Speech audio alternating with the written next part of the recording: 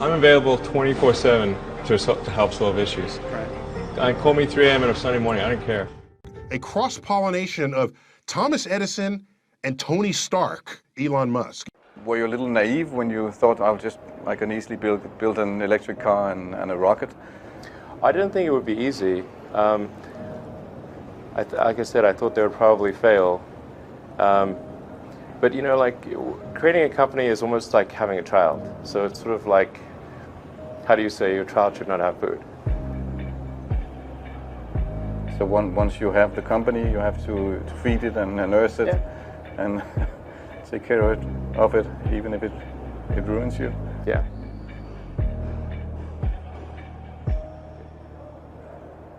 But suppose there were some tough times in 2008, end of 2008. How did you get through that period of crisis? Yeah. Can we just break for a second? Sure, of course. You want to wait a little while? Man, I sure hope it was worth it. Sure hope it was worth it. It's everything. And I was borrowing money from friends to pay the rent. Well, I mean, Tesla really faced a severe threat of death due to the Model 3 production ramp. Essentially, the company was bleeding money like crazy, and just if we didn't solve these problems in a very short period of time, we would die. And it was extremely difficult to solve them. How close to death did you come? Within single-digit weeks. 22 hours a day, or like what? How many I hours? was working, so 7 days a week, sleeping in the factory. I worked everywhere I worked in the paint shop, general assembly, body shop. You ever worry about yourself imploding? Like it's just too much? Absolutely. No one should put this many hours into work. This is not good.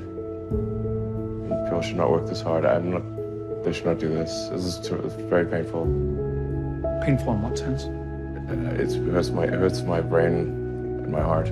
Where do you come up with your best ideas? Are you on vacation, or are you kind of just like in the middle of the night you wake up and start drawing things down? Or You know, sounds really cliche, but like the shower is probably like you know, wake up and go to shower in the morning. And I think actually what's really happened is kind of stuff is percolated in the subconscious. Right. And it's not really occurring in the shower, but you're kind of getting the results of last night's, you know, computation, basically. Right. Whatever area that you get into, given that, you know, even if you're the best, there's always a chance of failure. So I think it's important that you really like whatever you're doing. If you don't like it, life is too short. You know, I'd say, and also if you like what you're doing, you think about it even when you're not working. I mean, it's something that your mind is drawn to, and if you don't like it, you just really can't make it work, I think. When you had that third failure in a row, did you think, I need to pack this in? Never. Why not? I don't ever give up. I mean, I'd have to be dead or completely incapacitated. Starting a business, I'd say, number one is have a high pain threshold. That's it. There's a friend of mine who's got a good saying, which is that starting a company is like eating glass and staring into the abyss. Okay, that's generally what happens, because when you first start a company, there's lots of optimism and things are great, and then so happiness at first is high. Then you encounter all sorts of issues, and happiness will steadily decline, and then you'll go through a whole world of hurt. And then eventually, if you succeed, and in most cases you will not succeed, and Tesla almost didn't succeed, came very close to failure.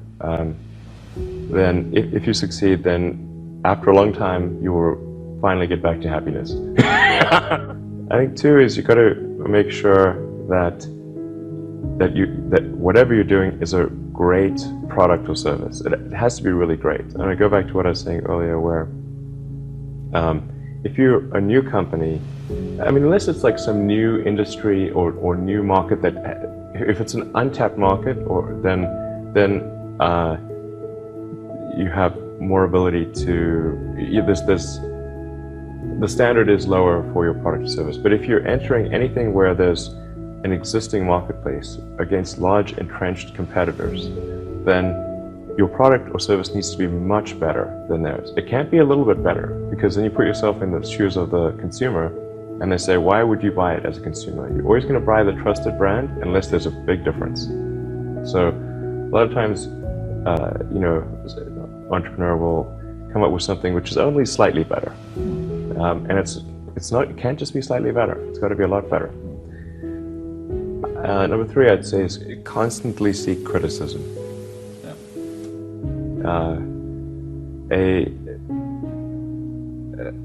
A well thought out critique of whatever you're doing is as valuable as gold.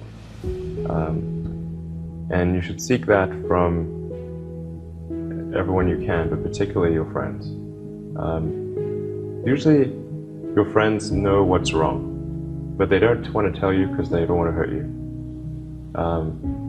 So lift you up, sort of.